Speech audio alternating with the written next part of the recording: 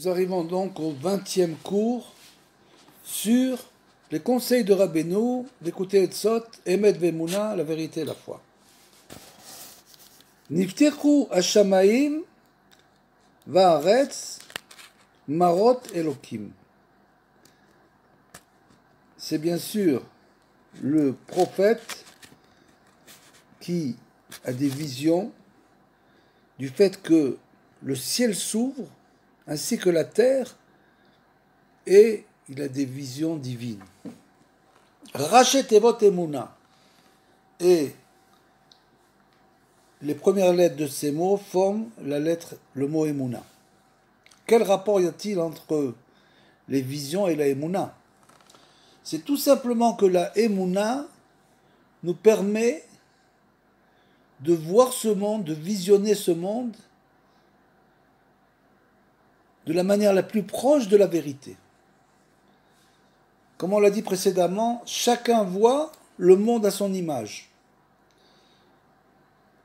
Et donc, plus une personne va avoir la foi en Hachem, va travailler sur sa foi, plus il va avoir une vision du monde vrai, plus proche de la vérité. C'est ainsi que, par exemple, une personne qui a fait une action il y a quelques temps, quelques mois, quelques années plus tard, il dit « Qu'est-ce que j'ai fait ?» Pourquoi ? Parce qu'à cette époque-là, il n'avait pas les émouna d'aujourd'hui. Avec sa émouna d'aujourd'hui, il voit le monde d'une autre manière. Et bien sûr, il dirige sa vie d'une autre manière. Parce que tout le fait de travailler sur notre émouna, c'est pas juste pour croire en Hachem. Parce que même les philosophes, ils croient en Hachem. Ils ont dit, il y a un Dieu dans le ciel, il a créé le monde et il est reparti. Et comme ça, on fait ce qu'on veut. Comme ça, on peut s'adonner à tous les plaisirs du monde. Nous disons que Hachem a créé le monde, mais au contraire, qu'il est resté dans le monde et que grâce à sa providence, il s'occupe de régler les moindres petits détails de notre vie. C'est ça la Emouna. Donc, si une personne a véritablement la Emouna, elle se conduira dans le chemin de la droiture, de la Torah, des mitzvot, des masim tovim, et ainsi, elle ressentira plus la providence dans sa vie, et elle pourra régler sa vie de manière positive. Ikar shlemut ha'emuna ou al yedeh shemakrivim rechokim l'Hashem itbarach. Rabbeinu nous dit que l'essentiel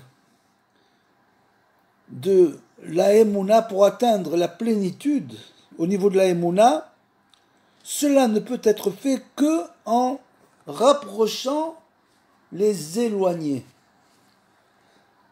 en guidant les égarés. Ceux qui sont très loin de Hachem Itbarach. Quel rapport y a-t-il entre la Emouna et le fait de rapprocher ceux qui sont éloignés de la Torah? C'est tout simplement parce que, comme il est écrit, Kol Israël yesh chelek leolam haba.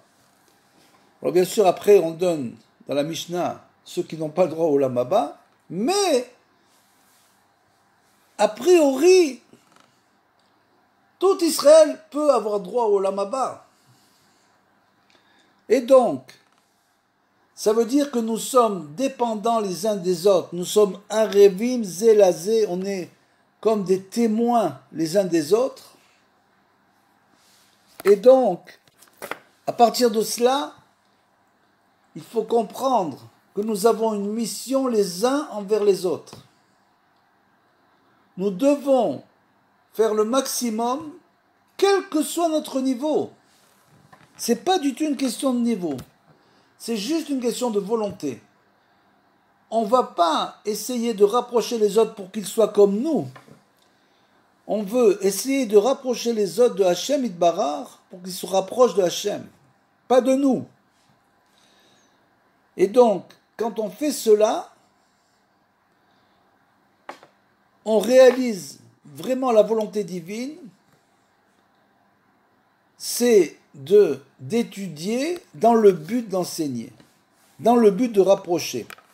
On n'étudie pas pour nous la Torah, on l'étudie pour rapprocher ceux qui sont loin et les aider. Et Rabbeinu nous explique que cela peut être réalisé grâce au Ta'anit aux jeunes. Quel rapport y a-t-il entre le jeûne, le fait de rapprocher ceux qui sont éloignés? C'est tout simplement car le jeûne est une réparation. Le jeûne, comme l'explique Rabbeinu, c'est la réparation de la nourriture. Étant donné qu'il est très difficile de doser la nourriture, c'est-à-dire les passions humaines, puisque la nourriture, d'après Rabbeinu, bien sûr, c'est une passion. C'est-à-dire que l'homme a le désir de manger outre mesure. Étant donné qu'il est difficile de réparer cette passion, ce désir-là, c'est-à-dire de manger exactement ce dont on a besoin, comme c'est écrit, Tzadik ochel et sova nafsho. Le tzaddik, il ne mange que pour nourrir son âme. Il ne mange pas pour nourrir son corps. Donc il va manger moins de ce qu'il a besoin. Et donc grâce à ça, il va réparer le superflu. Et de la même manière qu'une personne se répare de cette manière, de la même manière, elle peut réparer les autres qui sont tombés dans les désirs superflus et les ramener vers le droit chemin. Mais pour faire cela, il faut bien sûr se réparer nous-mêmes.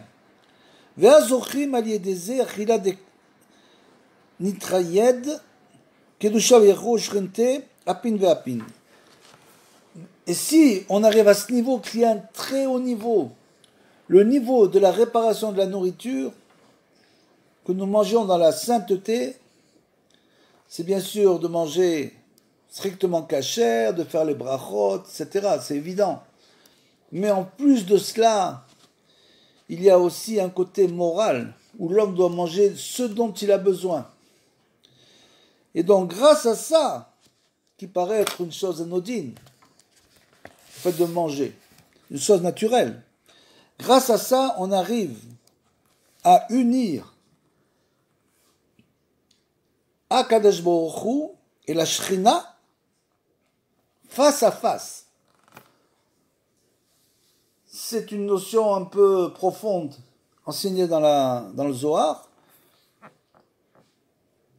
que en général les clipotes, les impuretés ne s'attaquent que aux choses qui correspondent pas à la face, mais à l'arrière.